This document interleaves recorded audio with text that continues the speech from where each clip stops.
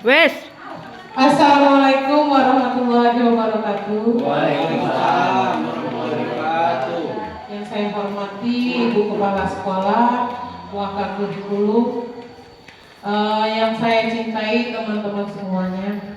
Baiklah, saya berterima kasih karena hari ini telah berkumpul di ruangan ini.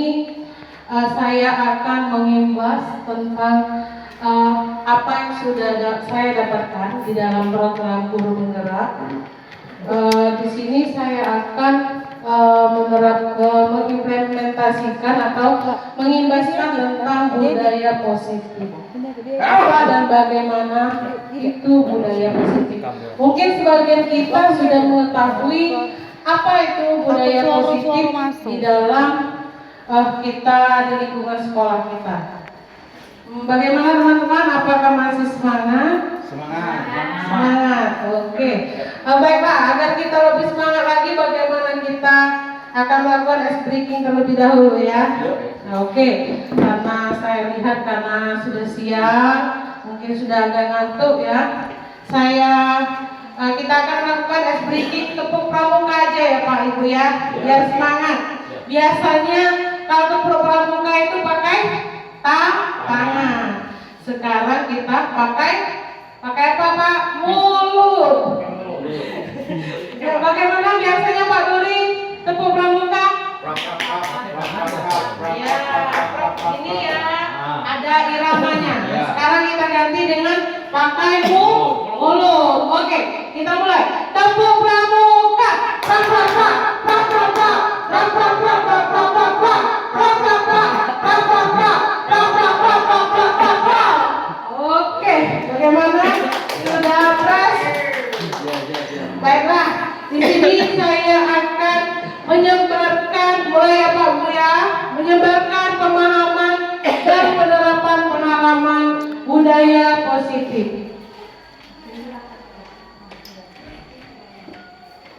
Oke, selanjutnya di sini konsep inti budaya positif, yaitu yang pertama perubahan paradigma, yang kedua disiplin positif, yang ketiga nilai-nilai kebajikan, yang keempat kebutuhan dasar manusia, yang kelima itu motivasi perilaku manusia, yang keenam posisi kontrol guru, yang selanjutnya keyakinan kelas, dan yang terakhir yaitu segitiga restitusi. Nah, selanjutnya pembelajaran dengan paradigma baru. Pembelajaran dengan paradigma baru merupakan pembelajaran yang dirancang berdasarkan prinsip pembelajaran berdiferensiasi, sehingga para peserta didik belajar sesuai kebutuhannya berdasarkan tahapan-tahapan perkembangan sesuai teori psikologi modern untuk mewujudkan profil pelajar Pancasila. Sekarang teman-teman, saya ingin bertanya, bagaimana menurut pendapat teman-teman pembelajaran berdiferensiasi itu? Bagaimana menurut teman-teman? Ya, silakan Pak. Menurut saya pembelajaran berdiferensiasi itu maksudnya kita sebagai guru memberikan pelajaran berdasarkan dengan memihak kepada siswa di sini. Artinya kita sebagai guru mengajar berpihak kepada siswa menurut dengan potensi, bakat, minat yang ada kepada siswa itu kita ikuti di sana. Memihak pada siswa intinya, berpihak pada murid artinya di sini Bu. Terima kasih. Oke, benar sekali ya Ibu ya. Jadi berdiferensiasi itu artinya pembelajaran yang berpihak kepada murid, bukan lagi kepada guru. Kalau dahulu mungkin pembelajaran kita ini berpihak kepada guru ya Pak. Guru yang menjadi fasilitator utama atau menjadi peran utama, tetapi sekarang sudah tidak lagi ya. Jadi sekarang anak sebagai fasilitator, mereka menggali potensi mereka sendiri. Jadi kita hanya melihat dan membimbing anak-anak jadi mereka sesuai dengan bakat dan minatnya ya Pak ya. Nah, selanjutnya harus berdasarkan profil pelajar Pancasila. Apa yang pertama Pak? Profil pelajar Pancasila yang pertama? Beriman dan bertakwa. Yang kedua? Yang kedua apa? Yang kedua? Gotong royong, mandiri. Gotong royong. Yang ketiga mandiri. Yang keempat kreatif. Dan yang kelima bernalar kritis. Jadi sekarang profil pelajar Pancasila itu harus kita terapkan kepada murid. Kenapa kita harus terapkan? Karena kelimanya harus tidak ada di dalam peserta didik kita. Oke, Bapak Ibu. Nah, selanjutnya di sini ada miskonsepsi tentang teori kontrol. Nah, di sini ada ilustrasi guru mengontrol murid. Yang di sana itu bahwa ilustrasi bahwa kritik dan membuat rasa bersalah mampu menguatkan karakter. Yang ketiga, ilusi bahwa semua penguatan positif, efektif dan bermanfaat. Yang selanjutnya, ilusi bahwa orang dewasa berhak memaksa. Bagaimana kalau menurut teman-teman ilusi di atas? Menerapkan apa, Ibu Priska? Ilustrasi di atas itu menerapkan teori tentang kontrol apa, Ibu Priska? Itu kontrol Ilusi guru mengontrol murid. ilusi guru mengontrol murid. Iya, di sana ada ilustrasi gambar tentang guru mengontrol murid. Mungkin itu dahulu ya Pak ya, tetapi sekarang kita tidak boleh melakukannya lagi. Nah, di sana ada ilusi bahwa kritik dan membuat rasa bersalah mampu menguatkan karakter. Mungkin sekarang tidak tepat lagi. Nah, selanjutnya ada ilusi bagaimana penguatan positif efektif bermanfaat. Nah, mungkin ini juga tidak berlaku lagi. Selanjutnya itu ada ilusi bahwa orang dewasa berhak memaksa. Jadi kita sebagai guru mungkin kita sekarang tidak boleh lagi memaksa kehendak kita kepada murid ya Pak ya. Jadi kita harus bersikap demokrasi. Di sana ada mungkin yang di depan itu murid ilustrasinya, yang belakang itu ya guru. Kita memaksa atau mendorong mereka untuk melakukan sesuai apa yang kita inginkan. Nah, di sini ada pengubah paradigma stimulus respon ke pendekatan teori kontrol. Yang pertama itu stimulus responnya realisasi kebutuhan kita sama, sedangkan realitasnya kebutuhan kita berbeda.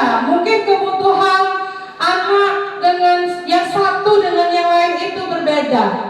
Mungkin yang satu ini kebutuhannya sekali kita jelaskan dia sudah mengerti Pak, tetapi murid yang satu ini belum tentu mengerti karena kebutuhan murid itu berbeda, tidak semua sama. Jadi kita tidak bisa mematokkan sekali kita menerangkan pelajaran semua murid itu dapat mengerti, karena pada dasarnya kebutuhan murid itu berbeda.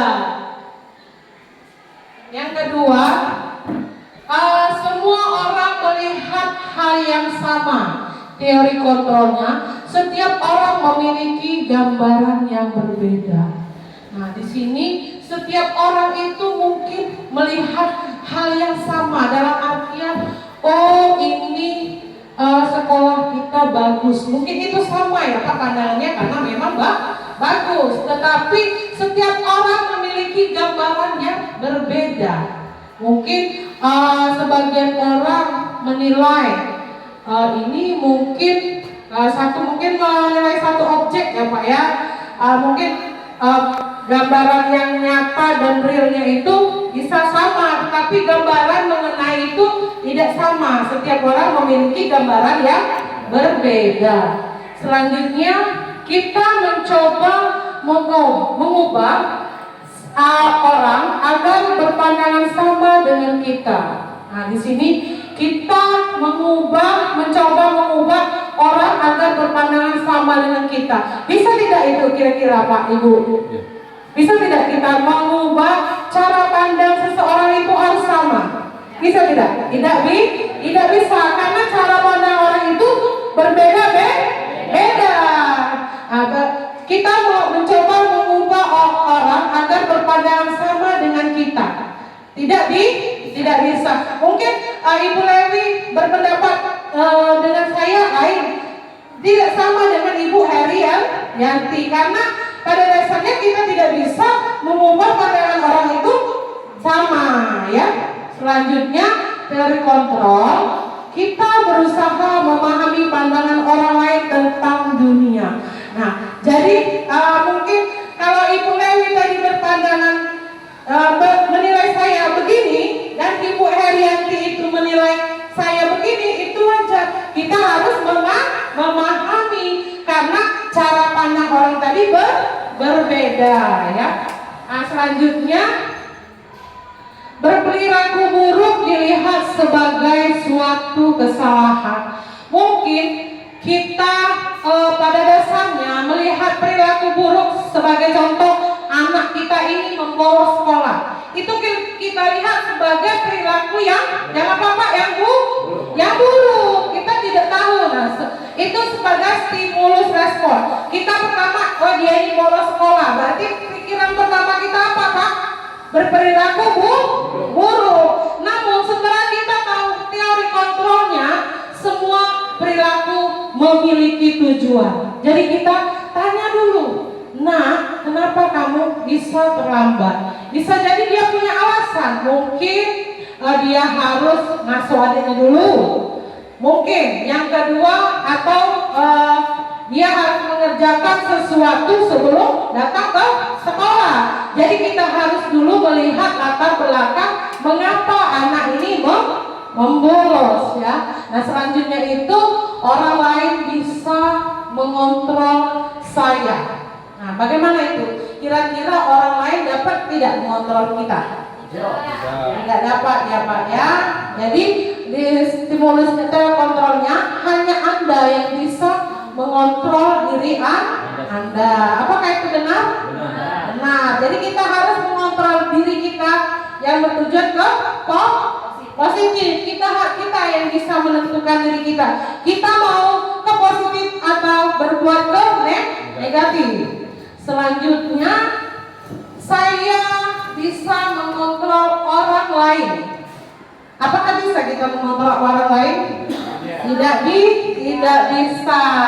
Jadi orang tersebutlah yang dapat mengontrol dirinya sendiri. Nah, selanjutnya teori kontrolnya, Anda tidak bisa mengontrol orang lain. Apakah itu benar? Benar. Karena mengapa? Karena hanya diri kita tadi yang bisa mengontrol diri kita, bukan orang lain. Yang bisa merubah kita itu hanya diri kita. Yang selanjutnya, pemaksaan ada pada saat bujukan gagal. Pemaksaan ada pada saat bujukan gagal. Itu bagaimana maksudnya, Pak Duri?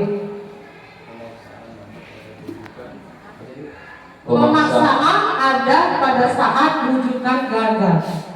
Bersifat hukuman. Iya, benar sekali.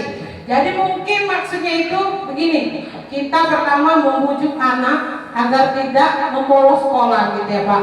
Namun dia masih mengulangi kesalahan yang sama. Jadi setelah kita sudah membujuk, kita merasa kesal, wah kau nih ada di kolong uang udah. Nah itu mungkin ya Pak ya. Jadi kita akan merasa, nah, awas tak kau memiliki kau koko. Mungkin begitu maksudnya Pak ya. Nah itu tidak boleh dilakukan. Nah, teori kontrolnya kolaborasi dan konsensus menciptakan pilihan-pilihan baru. Nah tadi seperti saya jelaskan, mengapa kamu selalu datang terlambat, nak? Nah mungkin kita lihat latar belakangnya dahulu. Mungkin kalau dia tadi disuruh ngaso dulu, nanti mungkin kita bicarakan dengan orang tuanya.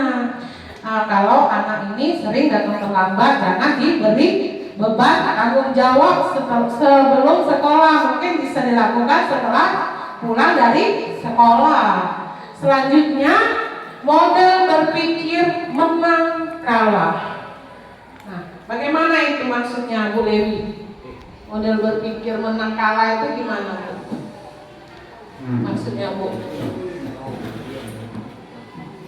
Pak Ermansyah, gimana Pak maksudnya model berpikir menang kalah, Pak?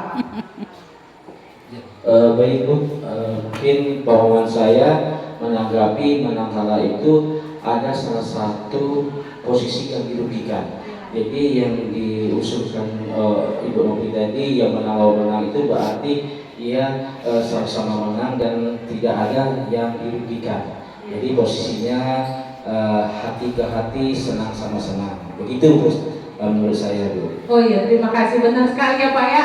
Jadi tidak ada model berpikir menang atau kalah tadi, tidak ada yang salah dan benar. Yang ada ialah benar semua, karena setiap orang melakukan tindakan itu, melakukan itu pasti ada penyebabnya. Mungkin ada penyebab di belakangnya. Jadi tidak ada yang benar dan tidak ada yang salah. Baik.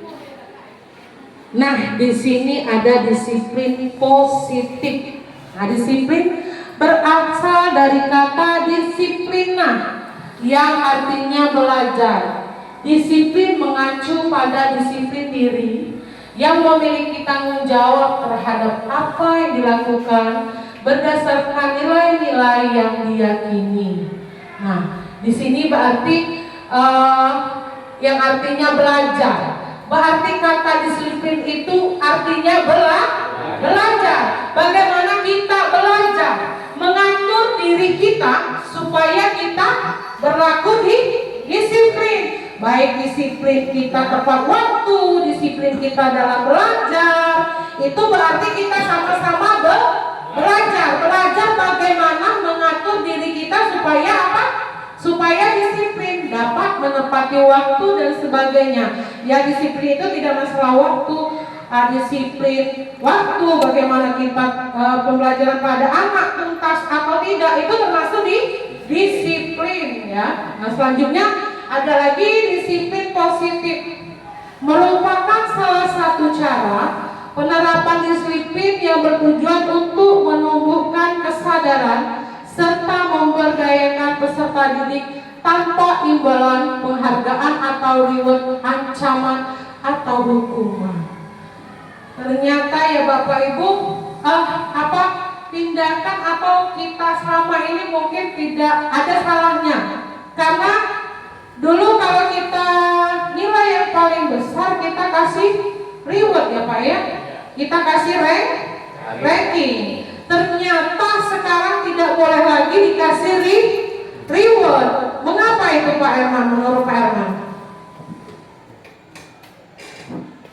Menurut saya kalau dikasih reward dia akan bangga dengan prestasinya dan tidak akan lebih semangat lagi dalam menindaklanjuti apa yang telah dia raih, dan juga akan yang lain juga akan merasa seperti kekecewaan yang timbul. Mungkin begitu Ibu Novi. Oh iya, benar sekali ya Pak. Jadi yang dapat ranking tadi merasa bangga atau besar kepala ya Pak ya. Sedangkan teman lain mungkin merasa minder ya Pak Jun ya. Iya, atau Pak Jun mau menambahkan, silakan Pak Jun. Assalamualaikum warahmatullahi wabarakatuh. Waalaikumsalam warahmatullahi wabarakatuh. Baiklah, saya akan menanggapi tentang Pak Herman. Mohon maaf Pak Herman ya. Iya.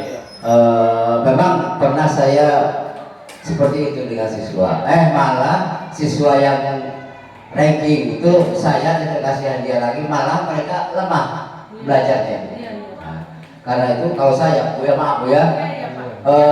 Sebaiknya yang mereka ranking yang itu dikasih hadiah supaya mereka itu semangat dalam belajar. Kalau tidak ada hadiah mungkin mereka tuh APK itu ya. Sekian, terima kasih. Oke Pak, mungkin itu dampak salah satu penyemangat ya Pak ya kalau menurut Pak Jun. Nah, tetapi di teori sekarang kita tidak boleh lagi membanding-bandingkan anak dalam masalah akademis Pak. Karena mengapa? Anak itu pada dasarnya pintar semua. Namun pintarnya berbeda. Mungkin Pak Armansa pintar di segi bahasa Indonesia, Pak Jun di bahasa Inggris, dan Ibu Lewi mungkin di matematika. Jadi setiap siswa itu mempunyai kelemahan. Nah, jadi mengapa kita tidak boleh lagi memberi reward? Karena bukan karena kita mau tidak menyemangati mereka ya Pak ya, tetapi setiap anak itu pintar berdasarkan kemampuannya masing-masing. Jadi semua anak itu kita sama. Ibu Lewi juga juara, Pak Jun juga juara. Nah, jadi kita menerangkan kepada anak, oke anak-anak, sekarang kalian tidak ada juara, tetapi kalian semua juara menurut potensi diri masing-masing. Nah, di sini kita juga tidak boleh memberi ancaman atau hukuman yang berdampak mungkin bisa jadi mental anak itu terganggu ya Pak ya. Mungkin nanti aku ini diinjak hukuman ini malu aku nih dengan kawan aku. Mungkin begitu ya Pak ya. Mungkin aku nih dihukum terus. Ini juga masih salah aku nih. Besok-besok enggak kasih itu. Nah, jadi tidak memberi dampak yang positif. Selanjutnya di sini selanjutnya sebagai pendidik tujuan kita adalah menciptakan peserta didik yang memiliki disiplin diri sehingga mereka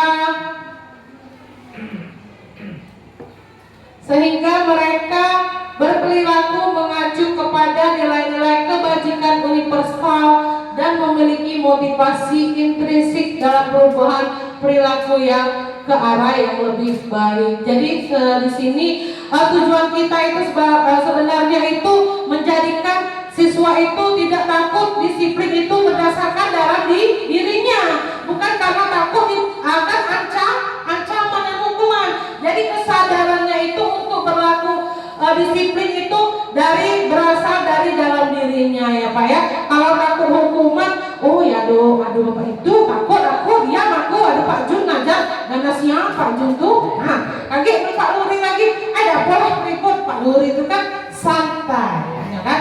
Nah, tapi kalau berasal dalam dirinya, dia akan merasa siapapun gurunya, dia akan merasa segan karena apa? Budaya positifnya itu sudah berada dalam dirinya, kesadaran dirinya, bukan takut akan ancaman atau hukuman. Ya, begitu ya Bapak Ibu. Selanjutnya ada nilai-nilai kebajikan. Nah, di sini nilai yang disepakati bersama. Ini terlepas dari suku, bangsa, agama, bahasa maupun latar belakang. Karena kita ini terdiri dari 5 agama, jadi kita tidak mengacu kepada satu keyakinan ya Pak ya. Karena kita bersifat universal atau umum. Di sini ada contoh nilai kebajikan institusi atau organisasi. Yang pertama, profil pelajar Pancasila itu kita ada di sekolah ya Pak ya.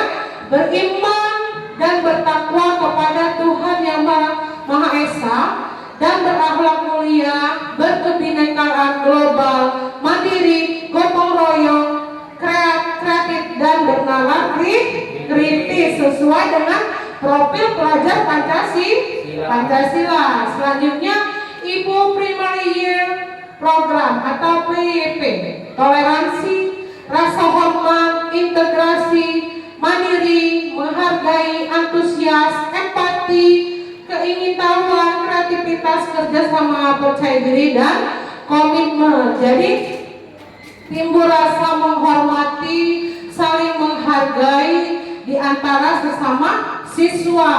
Nah, terus kalau ada teman yang sakit, merasa empati, berkunjung. Nah, itu salah satu contohnya. Bisa bekerja sama, percaya diri dan mempunyai komitmen. Yang terakhir diharapkan keterampilan hidup atau lifestyle dapat dipercaya, lurus hati, pendengar yang baik, tidak merendahkan orang lain, dan memberikan yang terbaik dari diri. Jadi sebagai teman, mungkin sebagai teman kita dapat dipercaya, kita lurus hati. Kemudian ketika kita menjadi pendengar, kita pendengar yang aktif. Nah, ketika kita bersama orang lain, kita tidak merendahkan orang lain, dan kita akan memberikan versi terbaik diri kita, versi terbaik menurut diri kita sendiri. Next.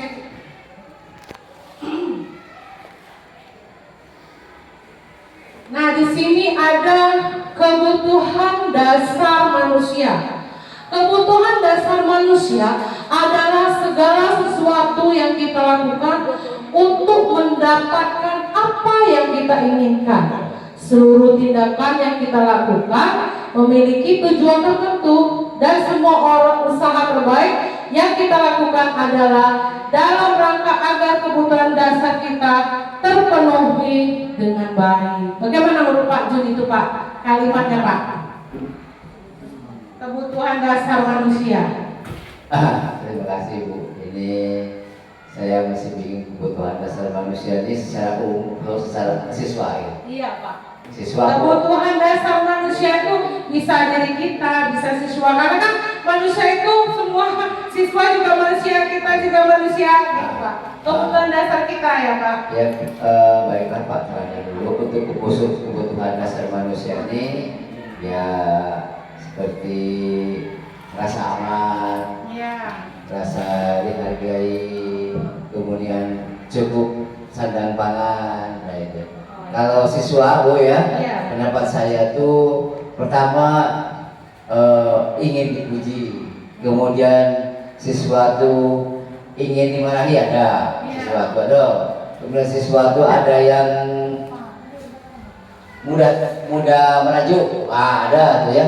Nah, itu siswa berbagai macam Bu. Nah, jadi kita ini sebagai guru Bu harus menyadari dan mengetahui serba kekurangan siswa kita. Ya, amin. Ya, baik, terima kasih Pak. Jadi dasar kebutuhan manusia ini mungkin kebutuhan kita itu ialah sandang. Apalagi Bu kira-kira kebutuhan dasar karena kasih sayang, penguasaan, kebebasan, kesenangan. Jadi itu kebutuhan dasar manusia. Itu apa? Kita melakukan pekerjaan, mungkin kita melakukan mungkin profesi kita itu untuk mencukupi kesenangan kita ya Pak ya. Kita mau liburan ya Pak Emang. Itu kan salah satu kesenangan ya kan. Salah satu kesenangan. Terus mencukupi kebutuhan itu salah satu kesenangan. Bertahan hidup itu salah satu kesenangan kita.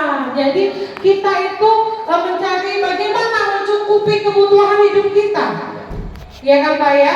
Itu karena termasuk dari kebutuhan manusia, dasar manusia. Nah, di sini ada 5 kebutuhan dasar manusia. Yang pertama itu bertahan hidup. Apa saja untuk kita bertahan hidup? Makan, pakaian, tempat tinggal, keamanan dan kesehatan. Nah, itu tujuan ke dasar kita. Mengapa kita bekerja? Untuk memenuhi 5 dasar kebutuhan kita. Karena kenapa? Bertahan hidup itu membutuhkan apa Pak? Membutuhkan, kira-kira membutuhkan apa Pak?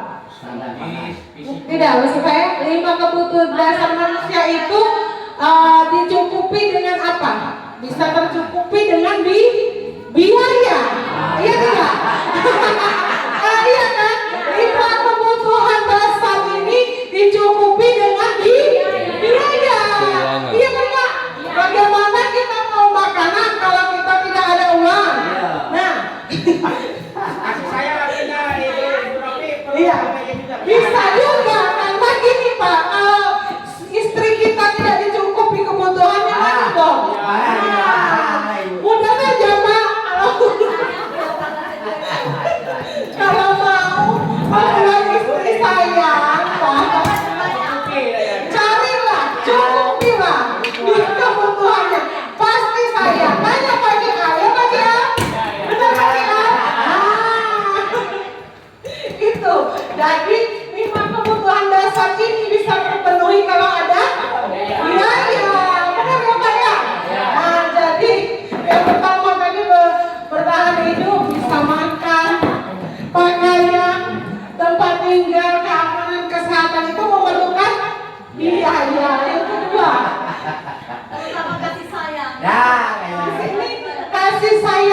rasa diterima.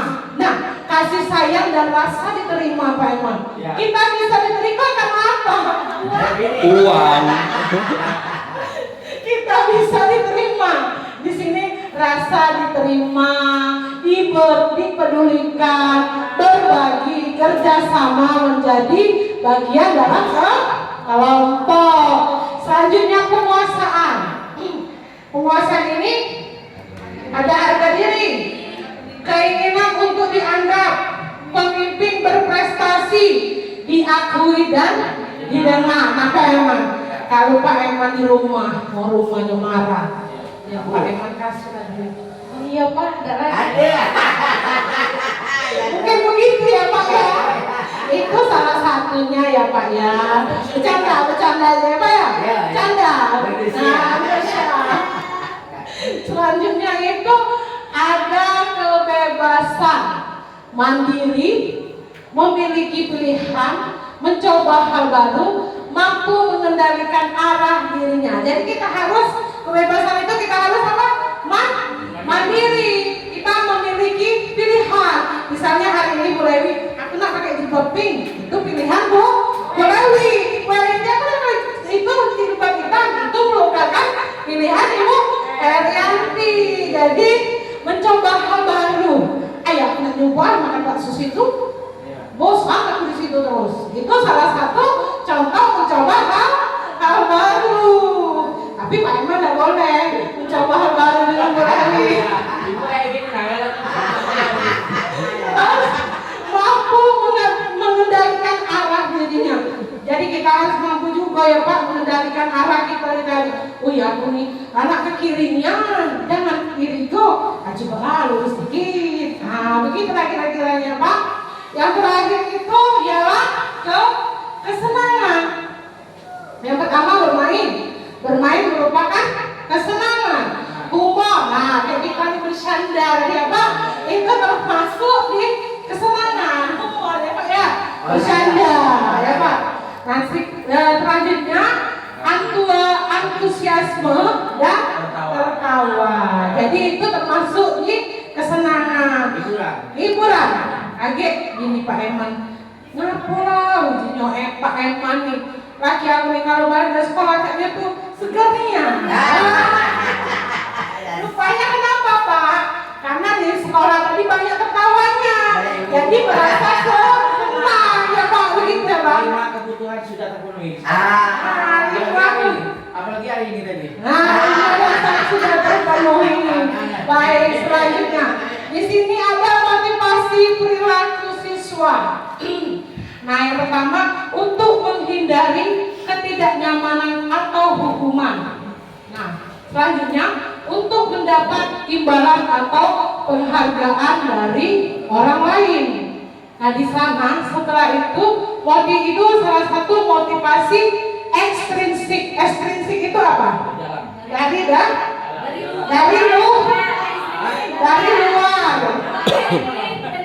Intrinsik ya, oke. Ekstrinsik dari luar. Dari luar itu untuk menghindari ketidaknyamanan atau hukuman, untuk mendapat imbalan atau penghargaan dari orang lain. Sedangkan motivasi intrinsik atau dari dalam tadi untuk menjadi orang yang mereka inginkan dan menghargai diri sendiri dengan nilai-nilai yang mereka percaya. Jadi kenapa kita berbuat begitu? Karena kita ingin apa? Menjadi orang yang mereka inginkan. Jadi mereka inginkan dan menghargai diri sendiri dan nilai-nilai yang dipercaya. Nah, di situ ada contoh hukuman, konsekuensi dan restitusi. Hukuman yang pertama tidak terencana atau tiba-tiba. Bagaimana itu menurut pendapat teman-teman? Tidak terencana atau tiba-tiba. Bagaimana? Contohnya? Siswa yang ribut di kelas itu. Oh, spontan ya Pak ya? Iya, benar sekali. Ya, kalau konsekuensi, ada konsekuensi terencana atau disepakati sesuai dengan peraturan. Berarti itu sudah kita sepakati yang contohnya tadi kesepakatan atau keyakinan ke kelas. Jadi kalau hukuman itu tidak terencana atau tiba-tiba, kita nengok apa namanya, ada siswa kita nih misalnya dia nih minggat, kita nengok dia, balik kau, kita ngomong kan, kita kan sekolah ya Pak ya, kau tidak minggat ya, kau melanggar lapangan. Nah itu salah satu hukuman yang tidak terencana. Tetapi kalau terencana atau disepakati tadi, mungkin disepakati kelas itu sudah ada. Kalau pembolos atau apa, kita akan memberi hukuman atau ada sanksi gitu ya Pak ya. Jadi itu terencana atau disepakati sesuai dengan peraturan. Sedangkan ada instruksi, proses menciptakan kondisi bagi murid untuk memperbaiki kesalahan. Jadi maksudnya di sana, kalau sudah ada kesepakatan kelas tadi, dia kan yang ewek, siswa sudah mensepakati itu. Jadi kalau dia berkeinginan untuk minggat tadi, mungkin Pak, aku udah berani lah, karena pola disepakatan kelas, aku udah janji, lama aku udah minggat. Nah jadi siswa tadi tidak jadi melakukan kesalahan. Yang di sana selanjutnya murid tidak tahu apa yang akan terjadi atau tidak dilibatkan. Nah jadi mungkin di pelajaran kelas tiba-tiba kita ulangan. Nah murid terkejut, apa ulangan? Nah karena kita tidak melibatkan murid di dalamnya. Tetapi kalau kita melibatkan murid, nah besoknya sebelum kita melakukan ulangan, kita sudah terjadwal. Besok anak-anak kita akan melakukan ulangan. Jadi anak-anaknya tidak protes ya Pak. Oh iya, dan cak protes aku nih yang lupa. Nah kayak itu ya Pak ya. Jadi murid tetap dibuat tidak nyaman. Nah selanjutnya itu, ini tadi termasuk di rencana atau disepakati tadi ya Pak ya. Murid tidak merasa nyaman ya. Nah selanjutnya bersikap satu arah. Nah jadi kalau kita bersifat satu arah, kita sebagai penentu tidak mengajak murid tadi untuk seperti keyakinan kelas. Mereka tidak tahu apa saja yang disepakati ya Pak. Jadi mereka cenderung membuat kesalahan. Nah yang selanjutnya berupa hukuman atau psikis. Jadi ketika dia membuat kesalahan, kita akan memberikan hukuman secara spontan tadi ya. Nah selanjutnya sikap guru selalu memonitor murid. Nah tetapi kalau kita sudah ada keyakinan kelas, kita cukup memonitor murid. Jadi mereka sudah tahu apa yang tidak usah mereka lakukan dan apa yang harus mereka lakukan. Jadi kita hanya memonitor murid saja. Selanjutnya proses kolaboratif yang mengajarkan murid untuk mencari solusi sendiri. Jadi kalau ada keyakinan kelas, murid itu akan ada solusinya untuk diri sendiri karena sudah ada keyakinan ke kelas. Next.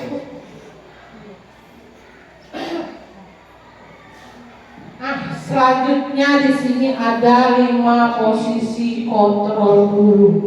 Nah mungkin ini dulu ya Pak ya. Yang pertama sebagai penghukum, yang kedua pembuat rasa bersalah, yang ketiga teman, yang keempat pemantau, dan kelima manajer. Bagaimana menurut Pak Jun? Bagaimana kita harus bersikap di 5 kontrol itu Pak? Atau Ibu Priska, Bapak Herman yang mau? Ya silakan Pak Herman. Jadi untuk diterapkan guru yang baik itu adalah posisi manajer Bu. Jadi posisi manajer ini bukan menghukum atau menjas atau menyalahkan, tetapi posisi manajer ini bagaimana mencari solusi yang terbaik. Jadi siswa mendapat ide bagaimana memperbaiki kesalahan yang telah dibuat, ke depannya akan lebih baik lagi. Posisi pemantau bisa dipakai, tapi kurang baik karena hanya sebagai pemantau, tapi kurangnya memunculkan ide-ide untuk memperbaiki kesalahan. Sedangkan posisi penghukum itu dipakai oleh guru zaman dahulu, jadi tidak baik karena murid akan merasa bersalah dan bisa-bisa dia dendam pada gurunya Bu, akibat dari kita sering memberi hukuman. Sedangkan membuat rasa bersalah juga salah akan mengecewakan murid sehingga mungkin murid akan merasa kurang semangat, motivasinya akan turun. Dan sebagai teman juga tidak bisa dipakai karena dia posisinya dia hanya menghormati guru yang dianggap teman. Misalkan dia misalnya baik sama Ibu Lewi karena Lewi menempatkan posisinya sebagai teman. Ketika Ibu Lewi mengajar, dia sopan satu karena dia menghargai teman. Tetapi ketika guru-guru lain dia merasa cuek atau merasa berani karena guru tersebut memposisikan dirinya sebagai teman. Tetapi kalau sebagai manajer dengan guru apapun dia akan merasa segan dan hormat. Mungkin begitu Bu ya. Oke, terima kasih penjelasannya Pak. Ya benar sekali. Jadi kita sebagai control manager, jadi kita harus kita cuma bisa memanager, menjadi melihat apa yang dilakukan murid itu ya Pak ya. Kita tidak boleh memantau tadi hanya memantau. Kita nengok oh itu yang kau gawe itu sudah tidak ada solusi. Kalau manajer itu mencakup semua ya Pak ya, mencakup kalau mereka ada salah kita bagaimana solusi, kedepannya bagaimana memperbaiki diri. Jadi kalau teman tadi benar kata Pak Herman, dia menghormati kita sebagai teman saja dong. Kalau kita gimana kita sebagai teman, tidak sebagai manajer tadi. Membuat rasa bersalah, kita nak ngomong terus, ini, nak ngomong aku terus, malas aku, nggak salah terus aku di depan dia nih. Kan kayak itu kira-kiranya Pak ya, penghukum, wahai killernya Pak Junka, ada banikiku, ngomong baik, dikit-dikit aku ini salah, aku dititanya masih apa tuh WC, ngomong terus aku ini salah. Jadi begitu ya Pak ya, kita harus menjadi manajer. Next. Nah di situ contoh penerapan 5 posisi kontrol guru.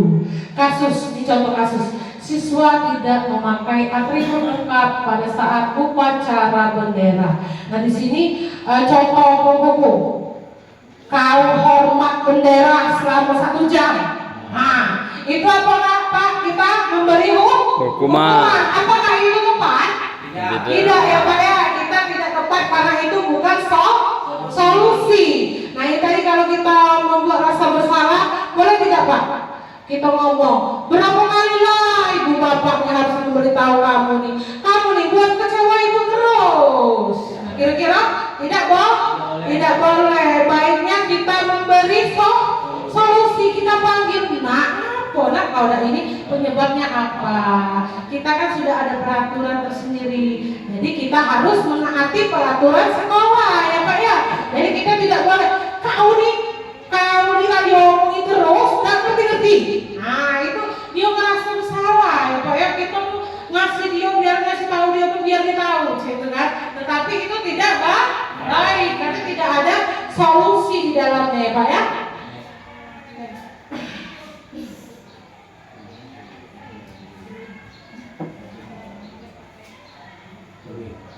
Nah di sini contoh kasus yang kedua, siswa tidak memakai atribut saat upacara. Nah ini sebagai manajer, kalau kita sebagai manajer, nah tadi yang seperti saya jelaskan tadi, apa kamu tahu kesalahan kau nak? Apa kesalahan kau? Kira-kira cak mano biar kesalahan kau itu bisa diperbaiki.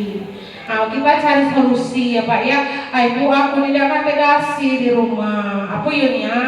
Lagi ibu ngomong sama Pak kau suruh dasi. Mungkin itu salah satu solusi. Jadi kita juga minta tolong kepada orang tuanya untuk mengingatkan anaknya. Kalau hari Senin itu kita diwajibkan untuk memakai atribut. Begitu kalau posisi kita sebagai manajer.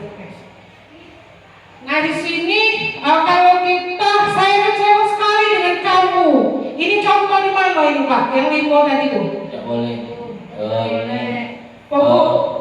Membuat rasa bersalah. Ya? Nah jadi saya kecewa nih dengan kamu. Nah kira-kira itu ya Pak ya? Itu tidak boleh ya Pak ya. Itu juga membuat rasa bersalah. Nah kamu tidak pernah benar melakukannya, boleh tidak kira-kira Pak? Tidak boleh juga. Jadi ini juga membuat rasa bersalah masuk kategori membuat rasa bersalah ini sepertinya. Next. Oh ya, apa rencanamu untuk menyelesaikan masalah ini? Ini bisa dipakai? Boleh, manajer. Manajer, ya nanti kita panggil anaknya. Apa rencana Kona? Biar ini kau udah buat salah terus. Kita itu ya Pak ya. Kita tanya solusinya apa, penyebabnya apa, dan kita mencari solusi bersama-sama. Ya. Di sini, ayolah lakukan demi Bapak Ibu ya. Teman ya, juga tidak boleh dilakukan. Ini posisi manajer sebagai teman. Ini selanjutnya, kamu tidak pernah mendapat nilai jika kamu tidak mengerjakan tugas. Pemantau, boleh dipakai? Boleh. Boleh. Lebih baiknya manajer mungkin. Oh iya, ini boleh dipakai karena kenapa tadi? Oh iya, kalau udah buat tugas tidak ada nilai, mungkin begitu ya. Nah, di sini keyakinan kelas. Mengapa keyakinan kelas bukan peraturan kelas? Coba siapa ini, Pak Hermansyah atau Ibu Priska atau Ibu Anita ya? Karena kalau keyakinan kelas itu Bu dibuat secara bersama-sama. Kalau sedangkan peraturan kelas itu biasanya wali kelas sendiri yang buat tanpa campur tangan siswa lainnya. Itu saja Bu, terima kasih. Oh iya benar sekali ya. Jadi kalau keyakinan kelas, mengapa keyakinan kelas bukan peraturan kelas? Jadi kalau keyakinan kelas ini kita buat secara bersama-sama dan telah kita sepakati. Misalnya Ibu Lewi maunya apa? Ibu Herianti maunya apa? Itu sudah kita sepakati di forum. Kalau peraturan kelas mau saya sendiri dong buatnya. Kamu udah baca ini? Itu peraturan saya itu namanya peraturan kelas. Di sini ada contoh pembentukan keyakinan kelas. Yang pertama bersikap abstrak. Bersikap abstrak. Itu apa Pak? Bersikap nyata, bersikap nyata. Yang kedua berupa pernyataan universal, berarti pernyataan secara umum, universal, disetujui, itu umum dan telah disepakati. Yang ketiga dibuat dalam pernyataan positif. Jadi kita membuatnya dalam pernyataan positif ya. Tidak ada hal-hal negatif di dalam kesepakatan kelas kita itu ya Pak ya. Selanjutnya sedikit saja agar mudah diingat. Jangan panjangnya lupa. Apa baik tadi itu? Lupa baik ini yang kesepakatan kelas kita tadi. Nah, jadi kita tuh harus membuatnya padat, singkat dan jelas ya Pak ya. Jadi kita mudah diingat. Oh iya, harus disiplin waktu, harus ini. Jadi kita tahu kalau panjangnya lupa lagi. Nah, selanjutnya sesuai dengan kondisi kelas dan sekolah sehingga mudah diterapkan. Jadi kita lihat situasi kondisi anak kita. Situasi kondisi tadi bagaimana, situasi kelas kita, bagaimana kondisi anak kita. Jadi kita bisa membuat keyakinan kelas berdasarkan kondisi yang ada. Selanjutnya semua warga sekolah atau warga kelas dilibatkan saat membuat keyakinan kelas. Nah, seperti yang sudah tadi saya jelaskan, jadi keyakinan kelas itu harus disepakati kita bersama, tidak bisa kalau hanya satu pihak saja ya Pak ya.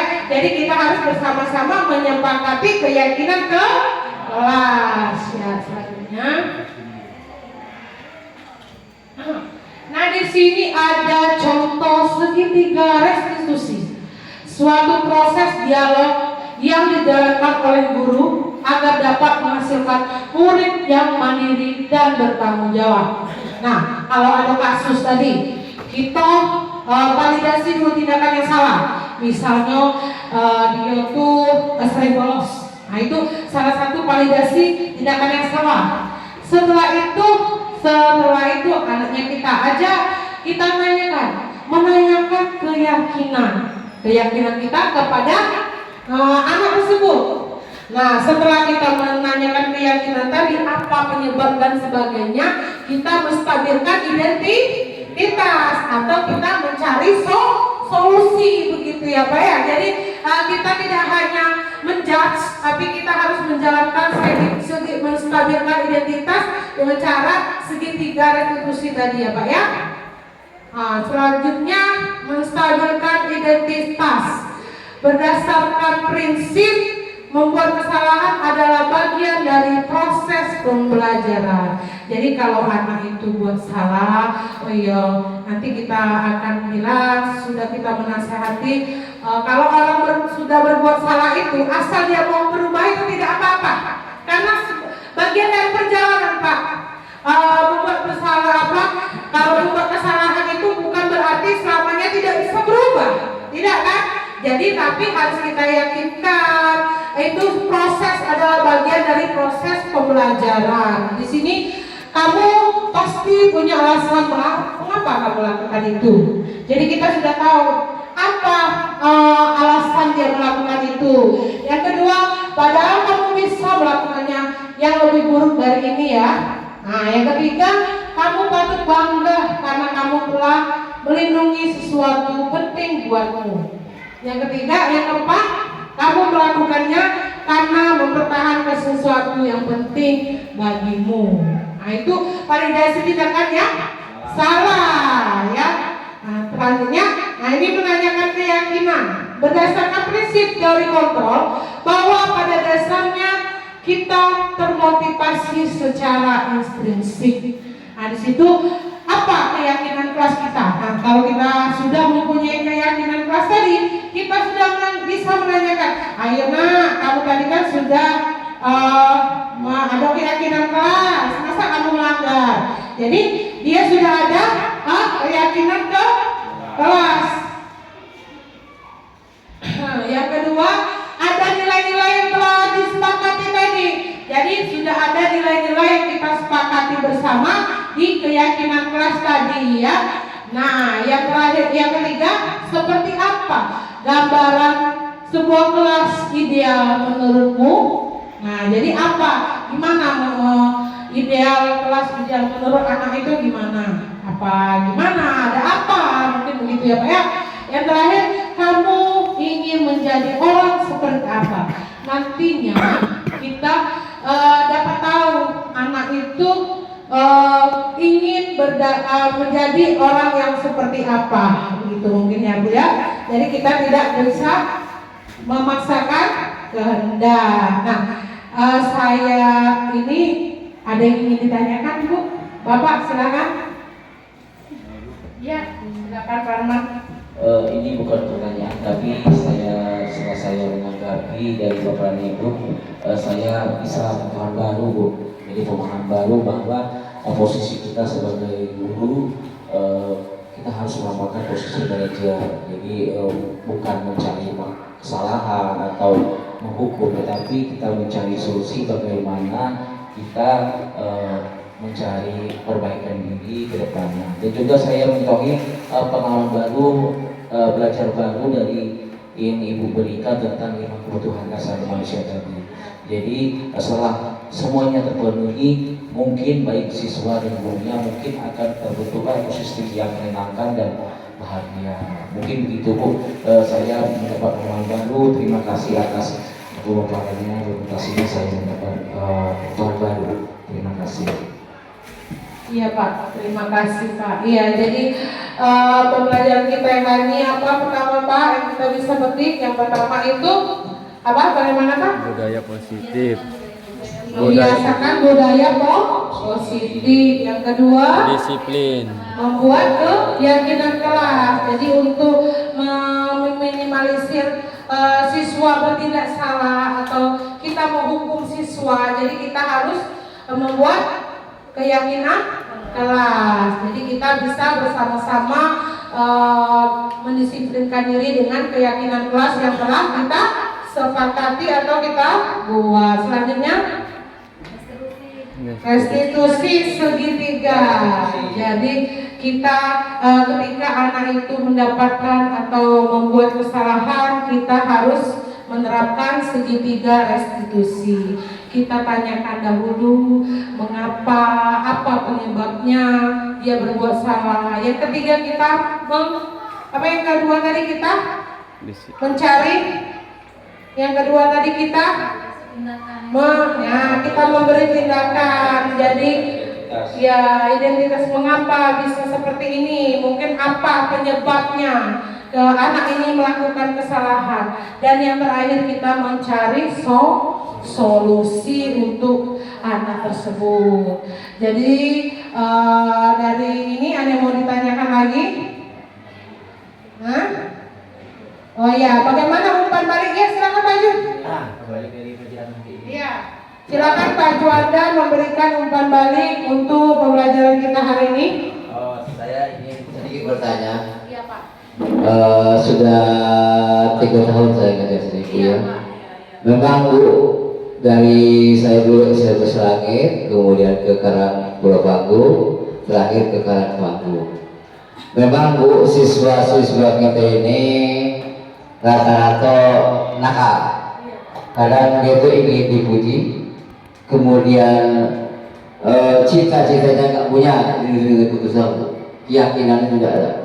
Padahal kami guru nih pengennya siswa ini maju Bu. Ya tapi tanggapan yang lain itu kadang-kadang tidak nyambung Bu. Nah, saya sebagai guru bakal kesiswaan, saya telah bertahun-tahun saya pikir-pikir seperti ini. Jadi kalau siswa ini ada hanya sekedar tamat, hanya background, kemudian dia benar-benar menjadi orang. Nah, bagaimana pemecahan siswa ini yang hanya sekedar tamat, tidak seperti sekolah di Kota Lubulingga, sekian Tuhan. Iya Pak, mungkin anak-anak kita bukan nakal tetapi jahil atau unik. Iya Pak ya, unik mungkin ya, lebih kategorikan begitu. Jadi kita untuk itu Pak, makanya kita buat keyakinan kelas yang telah kita sepakati tadi. Nah, mana kalau kita nggak berubah, jadi kelasnya apa yang kita buat, yang enggak kamu. Nah, ini bukan kata Pak. Apa yang kamu enggak sekarang? Nah, Pak nurut. Aku banyak kira-kiranya nak. Ini Pak, uji dia kalau belajar tidak boleh keluar, itu berarti disiplin. Oke nak, setuju nak, setuju. Nah, kalau masih ada yang keluar, apa kira-kira? Nah, itu kan mereka sendiri yang menentukan ya Pak ya. Jadi kita berdiskusi apa yang terbaik bagi mereka, dan ketika mereka membuat kesalahan, apa yang mereka apa akibatnya, dan mereka sendiri menentukan. Bukan hukuman ya, menentukan apa tindakan untuk mereka sendiri. Jadi bukan kita, awas ya, kau keluar, kau udah nyerang. Nah itu kali kita yang buat dewe. Kalau kita sepakati bersama, mungkin akan meminimalisir ya Pak ya. Dan semoga tadi itu kita dapat anak kita nih siswa linggau ya Pak ya. Walaupun kita jauh di dalam, tetapi anak-anak kita bisa juga di kota ya Pak ya. Jadi nah iya, jadi kita buat keyakinan kelas tadi Pak, tak boleh beragam di kelas. Nah, setuju anak-anak? Oke, setuju. Nah, mungkin dengan begitu kita bisa manajer tadi Pak ya, memanajer anak kita. Kita tidak membuat hukum, kita tidak membuat merasa bersalah, kita tidak membuat sebagai teman, kita tidak selalu mengintimidasi, tetapi kita sebagai manajer. Mungkin atau kalau anak kita mau berubah, mungkin kitanya berubah. Jadi kita harus memanajer anak kita ya Pak ya, begitu Pak. Bagaimana? Gini Bu ya. Ya. Terkadang siswa ini kadang mengecewakan, kadang menyenangkan. Sudah mengecewakan kami guru, mereka tuh bawa duren Bu, bawa, nah itu saya bingung Bu, bawa dukun. Ya, gitu kan. Iya, itulah saya bilang tadi Pak, anak kita itu bukan nakal, tapi unik ya Pak ya. Iya, Sudah buat marah, mau nih, ini besoknya nah bawa duren, tidak jadi Pak Juni marah. Nah itu tadi ya Pak.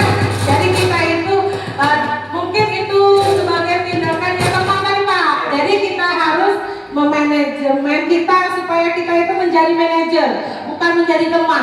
Menjadi teman tadi saya itu loh Pak. Kau kan kawan kita nih, dan kau marah ya aku baik, kau kawan aku. Nah gitu kira-kiranya. Tetapi kalau kita sebagai manajer tadi oh iya, kita sudah ada kesepakatan. Jadi kita tidak boleh melanggarnya karena kesepakatan itu sudah kita sepakati secara bersama-sama. Mungkin begitu ya Pak ya. Terima kasih Bu. Oke, nah, ada yang ingin memberi umpan balik? Ya, dulu ya, silakan umpan balik. Umpan balik. Silakan wanita. Terima kasih atas kesempatannya Ibu. Di sini setelah mempelajari budaya positif yang Ibu paparkan kepada kami, insya Allah kami sebagai guru akan menjadi para siswa yang baru yang Ibu inginkan. Insya Allah kami bersama-sama akan menjalankan semua yang Ibu katakan di depan tadi, bahwa kami seorang guru adalah guru yang berpihak kepada murid. Kemudian kami menerapkan budaya positif dan insya Allah akan diikuti oleh siswa-siswa kita selanjutnya ya. Kemudian di sini kami juga ingin membuat kesepakatan kelas yang mungkin kemarin belum kami terapkan. Kami hanya mempunyai aturan kelas, tetapi insya Allah di kemudian hari atau besok kami akan membuat kesepakatan kelas. Kemudian kami juga tidak langsung menghukum siswa, tetapi kami akan membuat segitiga restitusi yang Ibu paparkan tadi. Kami akan coba terapkan kepada murid kami. Kemudian kami juga akan menerapkan semua keyakinan kelas pada siswa kami. Insya Allah Ibu, materi ini sangat bermanfaat bagi kami ke depannya. Terima kasih telah memberikan kami ilmu yang sangat bermanfaat bagi kami yang selama ini kami masih belajar pada zaman feodal, dan alhamdulillah setelah Ibu paparkan kami bisa menjadi guru yang merdeka dan memerdekakan murid. Itu saja Ibu. Wassalamualaikum warahmatullahi wabarakatuh. Waalaikumsalam. Oke, baik, terima kasih ya Bu ya. Mungkin ya kita akan melakukan perubahan bersama-sama bagaimana menjadi guru yang ideal berdasarkan profil pelajar Pancasila yang pembelajaran berpihak kepada murid dan tidak berpihak kepada guru. Sekian penyampaian dari saya. Kalau ada salah kata saya mohon maaf, pada Allah saya mohon ampun. Saya akhiri wabillahi taufiq wal hidayah. Wassalamualaikum warahmatullahi wabarakatuh. Waalaikumsalam.